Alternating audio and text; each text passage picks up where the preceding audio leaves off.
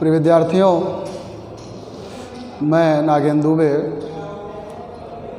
आज आप लोगों को नाट्य उपयोगी जो पारिभाषिक शब्द हैं, ठीक है, उनसे आपका परिचय कराऊंगा।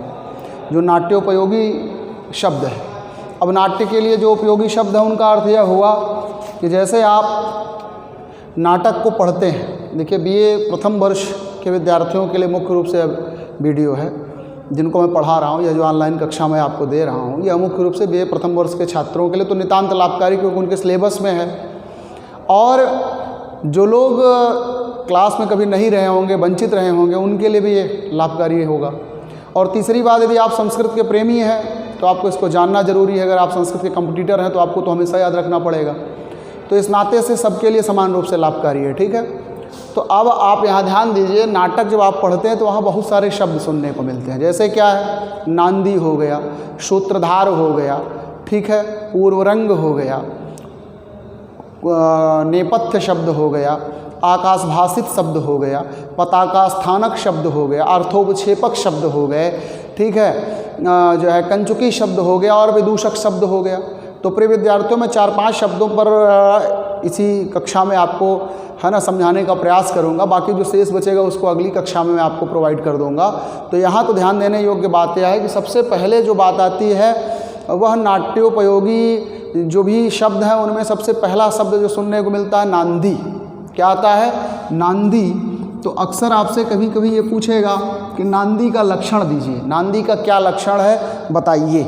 आपसे क्या पूछता है कि नांदी का क्या लक्षण है, उसको बताइए, समझाइए। अब देखिए, नांदी क्या है यह आपसे पूछेगा। तो नांदी क्या है, तो इसके लिए आपको समझना पड़ेगा कि नंदति यत्र देवता स नांदी, है ना। नांदी क्या है, तो बोले जहाँ पर देवता लोग प्रसन्न होते हैं उसे क्या कहते हैं? नांदी कहते हैं। जहाँ देवता क्या होते हैं? प्रसन्न होते हैं, उसे क्या कहते हैं? नांदी कहते हैं। अब आप यहाँ समझने की कोशिश करिएगा कि जैसे आप लोग कभी नाटक देखते हैं, जैसे ही पर्दा खुलता है वैसे ही रंगमंच पर पात्र लोग आते हैं और प्रार्थना करना शुरू कर देते हैं। तो उसी प्रार्थना को जो है क्या कहा जाता है? नांदी कहा जाता है।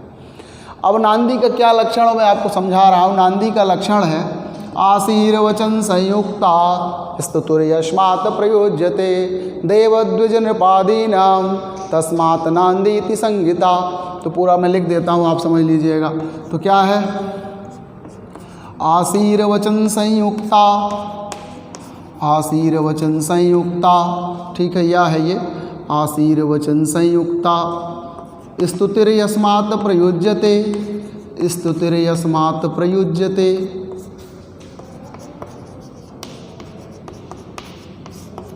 देवद्विज नृपादीनां, क्या? देवद्विज नृपादीनां तस्मान्नांदीति संगीता।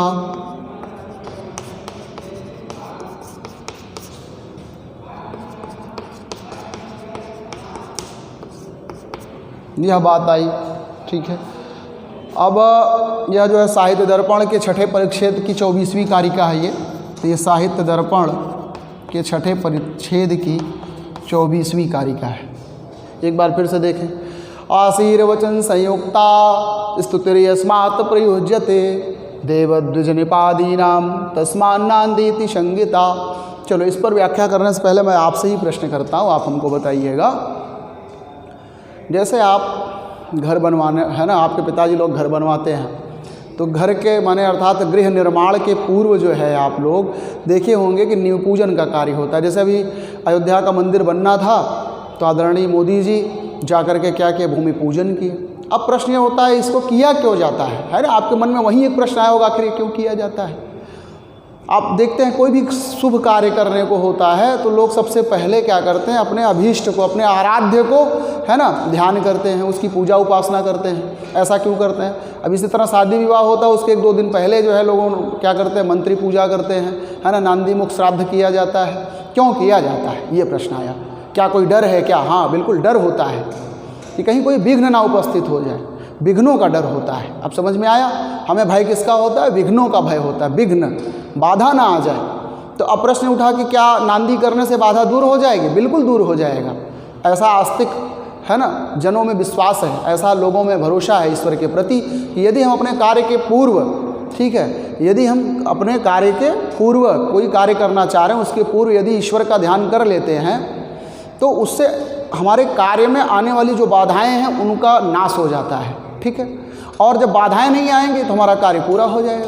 अब जैसे आप साइकिल से चलते हैं विद्यालय के लिए, लेकिन रास्ते में साइकिल क्या हुई है ना, उसका कोई पार्ट खराब हो गया, उसकी चैन टूट गई, तो ये विघ्न आ गया, अब आप विद्यालय तक नहीं आ सकते। लेकिन अगर आपके है ना फिर बनवा लिए उसको, फिर आगे आने लगे, तो आप मालूम चला हैंडल जो है वो आपकी ढीली हो गई, फिर कोई विघ्न आ गया। तो इस तरह से आप क्या हुआ, आप क्लास से जो है मिस हो गए। तो ये विघ्नों का प्रभाव रहा कि आपको आने नहीं दिया गया। तो इन विघ्नों के नाश हेतु जो है क्या कर लिया जाता है, अपने अभीष्ट को ध्यान कर लेते हैं। जो जिसका अभीष्ट होता है वो उसको ध्यान कर लेता है। बात आप समझ, जैसे कालिदास जी के अभीष्ट कौन थे? भगवान शिव जी थे, तो उन्होंने शाकुंतल के नांदी में भगवान शिव को ध्यान कर लिया। तो इस तरह से क्या होता है, जो जिसका अभीष्ट होता है वह उसको ध्यान करता है। ये क्यों किया जाता है? आस्तिक परंपरा में ऐसा विश्वास है कि विघ्नों का नाश। आपसे अगर कोई पूछेगा कि नांदी का प्रयोजन क्या है, तो नांदी का प्रयोजन होता है विघ्नों का नाश करना, मतलब कार्य में कोई विघ्न ना आए। तो आप समझिए, इसी तरह से जो नाटककार होता है वो अपने नाटक को करने के पूर्व, ठीक है, नाटक को लिखने से पूर्व उसका नाटक जो है वो एक ग्रंथ है। तो इस ग्रंथ को लिखते समय उसे भय होता है कि कहीं है ना किसी कारणवश हमारी रचना अधूरी रह जाए, या हम ही मर जाएं, हम ही अस्वस्थ हो जाएं, या कुछ ऐसा हो जाए कि हमारा नाट्य जो है वो है ना अपनी जो है समाप्ति तक ना जा पाए, उचित आदर्श ना प्राप्त कर सके लोग, है ना, समाज में।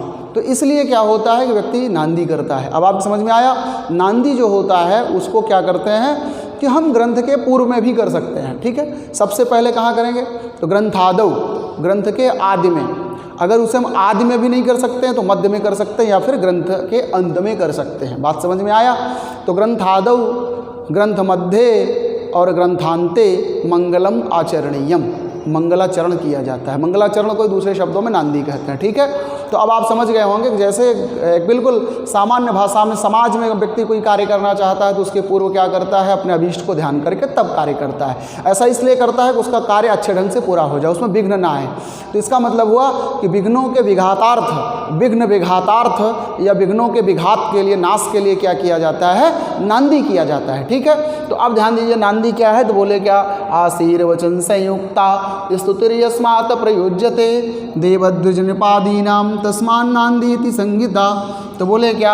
आशीर्वचनों से युक्त, आशीर्वचनों से युक्त। तो आशीर्वचन हो, नमस्कारात्मक वचन हो या वस्तु निर्देशात्मक वचन हो, ठीक है, इनसे युक्त। स्तुति है यस्मात् प्रयुज्यते, जहाँ पर स्तुति की जाती है। और किसकी? तो बोले देव द्विज नृपादि, है ना। देव द्विज, देव माने हुआ ये देवता, द्विज माने ब्राह्मण क्षत्रिय वैश्य, नृप माने उस क्षेत्र के राजा इत्यादि की जो है ना स्तुति की जाती है, चाहे वह आशीर्वादात्मक स्तुति हो, आशीर्वाद की कामना से की गई हो, चाहे नमस्कार के लिए किया गया हो, है ना, या वस्तु निर्देशात्मक है, तो उसे ही क्या कहते हैं? तस्मात् नांदी संहिता। इसीलिए उसे क्या कहा जाता है? नांदी कहा जाता है। बात समझ में आया? और नांदी शब्द में नंद शब्द है। नंद का अर्थ होता है प्रसन्न होना, है ना। जहाँ देवता लोग प्रसन्न हो जाते हैं, आह्लादित होते हैं, उसे क्या कहते हैं? नांदी कहते हैं। जैसे आप किसी पर क्रोधित हो गए हैं तो उसका आप अहित चाहते हैं, लेकिन अगर आप प्रसन्न हैं तो उसका हित चाहते हैं। तो देवताओं को प्रसन्न कर लिया जाता है ताकि वो हमारा हित करें। बात समझ में आया? और जब वो हमारा हित करेंगे तो फिर हमारा अहित कहाँ होगा? अहित का मतलब फिर हमारा कार्य पूरा ही हो जाएगा, फिर उसमें कहीं कोई प्रकार का विघ्न नहीं आएगा। अब बात समझ में आई? तो आशीर्वचन संयुक्ता स्तुतिर्यस्मात् प्रयुज्यते देवद्विज नृपादीनां तस्मान् नांदी इति संहिता। तो यह बात आपके समझ में आ गई। अगर आप इसके व्याकरणिक पद पर आए नांदी में, तो यहाँ पर क्या है? नंद शब्द है, ठीक है, नंद है ना, धातु कह सकते हैं। घई प्रत्यय कर दीजिए, और कौन सा है ना, घई के बाद क्या? गीप प्रत्यय लगा दिए। स्त्री की स्त्रीत्व विवक्षा में तो क्या बन जाता है? नांदी बन जाता है। तो इस तरह से आपका नांदी जब बना तो इसका अर्थ हो जाता है नंदति देवा अत्र, नंदति देवता, है ना, अत्र इति नांदी, नंदति देवता अत्र इति नांदी, नंदति देवता श्यामिति नांदी। यह भी आप बना सकते हैं। जहाँ पर देवता लोग आनंदित होते हैं उसे क्या कहते हैं? नांदी कहते हैं। फिर इसी के नीचे मांगल्य शंख चंद्राब्ज कोक कैरव संसिनी, मांगल्य, शंख, चंद्र, समुद्र, इन सारे शब्दों का भी प्रयोग आप किसमें कर सकते हैं? नांदी में, ठीक है। और अष्टाभिय पदई है द्वादश भी उत। अब नांदी जो होती है वह उसके दो भेद है, ठीक है। अष्टपद, ठीक है, अष्टपदा भी होती है और क्या होती है, द्वादश पदा भी होती है, ठीक है। अष्टपदा और द्वादश पदा आचार्य विश्वनाथ के अनुसार। अष्टपदा नांदी कहाँ है, तो अष्टपदा नांदी जो है वो आपका अभिज्ञान शाकुंतलम में है। आपको याद होगा कौन सा, या सृष्टि सृष्टुराद्या वहति विधिहुतम या हविर्या च होत्री ये द्वे कालं विधतः श्रुति विषय गुणा या स्थिता व्याप्य विश्वं या माहुः सर्वबीज प्रकृतिरितियया प्राणिनः प्राणवन्तः प्रत्यक्षाभिः प्रपन्नस्तनुभिरवतु वष्टाभिरष्टाभिरीश म्रवनैर्यानां त्रयेण त्रिमुनियतियुता स्रग्धरा कीर्तितेयम।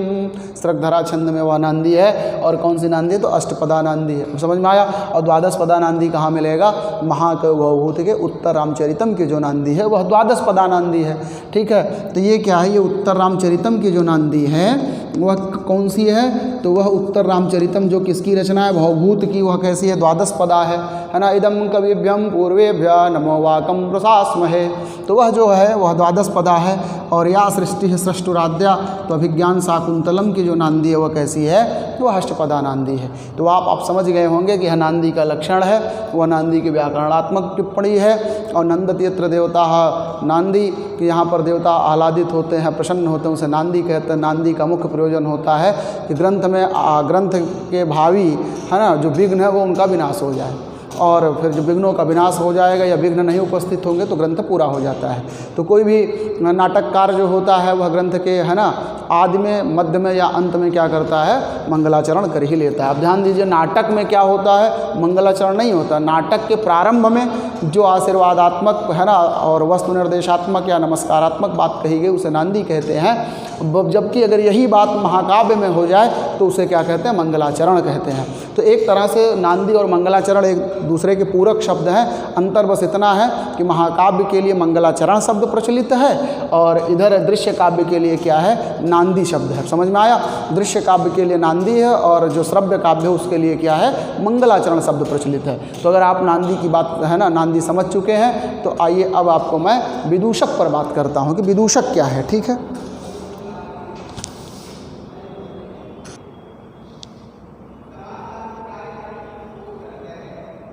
प्रिय विद्यार्थियों, अब विदूषक पर परिचर्चा होगी। विदूषक किसे कहते हैं, तो देखिए विदूषक यह जो शब्द है अगर इस पर बात करें तो इसका अर्थ ये हो जाएगा कि विशेषेण दूषयतीति, विशेषेण दूषयतीति, ऐसे करते हैं, विशेषेण दूषयतीति विदूषकः, ठीक है। विशेषेण दूषयतीति विदूषकः, विशेषण माने विशेष रूप से जो दूषण कला में निपुण हो। विशेषण विशेष रूप से दूषयतीति, जो दूषण कला में निपुण हो। दूषण कला का मतलब क्या हुआ, जो लगाने और बुझाने में बड़ा निपुण हो। अब समझ में आया कि विशेष रूप से जो दूषण कला में निपुण हो। दूषण कला किसे कहते हैं, दूषण कला का मतलब हुआ जो लगाने और बुझाने में बड़ा निपुण हो। नायक और नायिका के बीच में झगड़ा करवा दे, नायक नायिका के बीच में मित्रता करा दे, है ना, उनकी बनी बिगाड़ दे और बिगड़ी को बना दे, यह काम किसका होता है, विदूषक का। अब दूसरी बात ये आई कि जैसे आपको सामान्य भाषा में हम समझाएं, सामान्य रूप में ऐसे समझें, जोकर आप समझते हैं, यह हास्य रस का पात्र होता है।